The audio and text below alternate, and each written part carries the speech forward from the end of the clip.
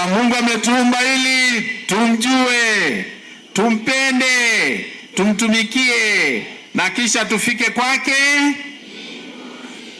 Haya ndo walikuwa wametuimbia wale wazazi wake walienda kumtafuta hekaluni.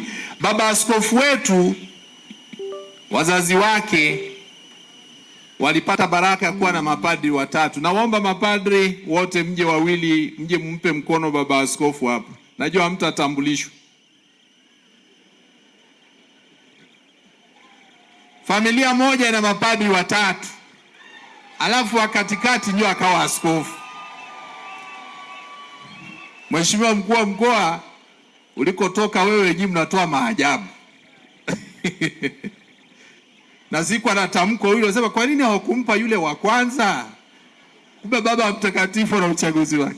Hebu simamieni hapo, watu wanataka kupiga picha. Huyu kaka yake anadhani bado wako nyumbani. Ni mkubwa huyo baba. Huyo ni mkubwa kwako. Njoo nimpige picha hapa.